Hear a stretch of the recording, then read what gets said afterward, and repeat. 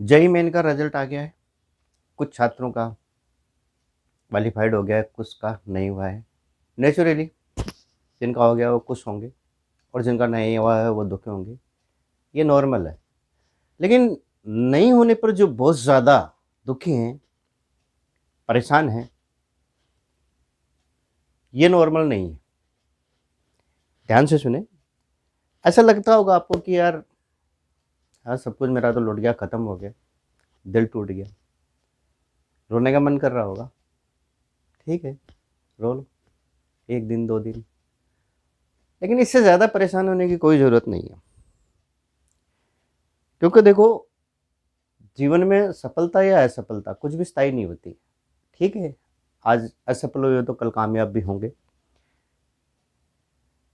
अब आपको ये तो पता होगा ना कि लाखों बच्चे इस एग्ज़ाम में बैठते हैं और सीटें तो लिमिटेड है। उनमें से कुछ एक छात्रों का सिलेक्शन होता है और बाकी का नहीं भी होता है। नॉर्मल स्टूडेंट की बात छोड़ो आप, डॉक्टर अब्दुल कलाम जैसे महान व्यक्ति का भी इस एग्ज़ाम में आईआईटी जे में सिलेक्शन नहीं हुआ था। अब उनकी महानता का उस समय तो मालूम नहीं पड़ा ना कि सिलेक्शन नहीं हुआ, तो सबने यही गण लिया होगा कि चलो कोई बात नहीं, ऐसा ही है तो। लेकिन बाद में उन्होंने साबित किया कि जैसा आप समझ रहे हो वैसा मैं नहीं हूं। इसी चीज़ को आपको माइंड में रखना है। अब जिनका क्वालिफाइड नहीं हुआ है, अब उनके पास वो विचार कर रहे होंगे कि कौन कौन से रास्ते हैं। अब आपको क्या करना है ये आपको सोचना है। असफलता पचाना मुश्किल है, ये मैं समझ सकता हूँ। मैं भी अपनी लाइफ में बहुत बार असफल रहा हूँ, सभी रहे हैं।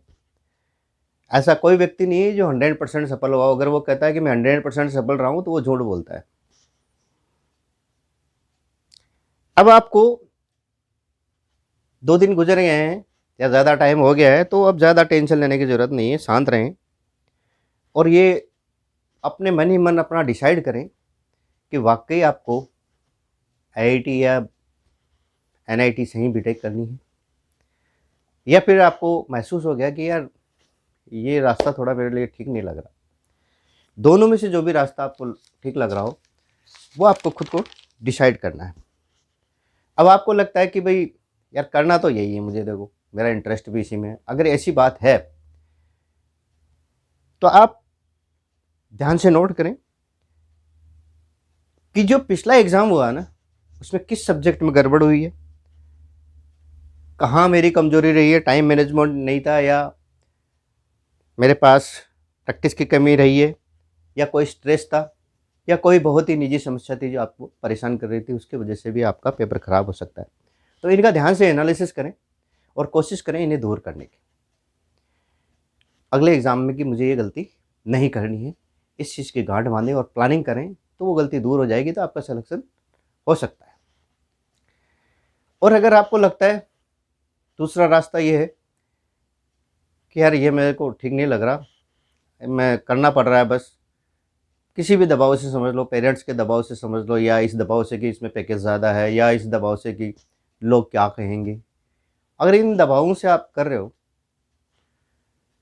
तो मैं सभी पेरेंट्स से भी आग्रह करूँगा कि बच्चों से कोई आईआईटी जेईई हो या नीट हो, इस प्रकार का कोई दबाव डालें नहीं, तुलना नहीं करें।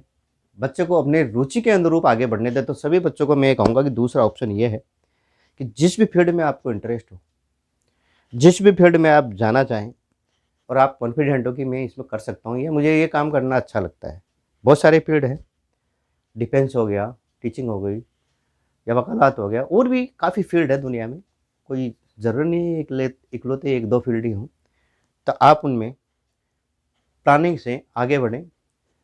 और एक चीज़ हमेशा ध्यान में रखें, देखो आपने नीट की तैयारी करी हो या जेईई आईआईटी की तैयारी करी हो, तो एक बात तो पक्की है कि आप में हार्ड वर्क करने की आदत डेवलप हो चुकी है।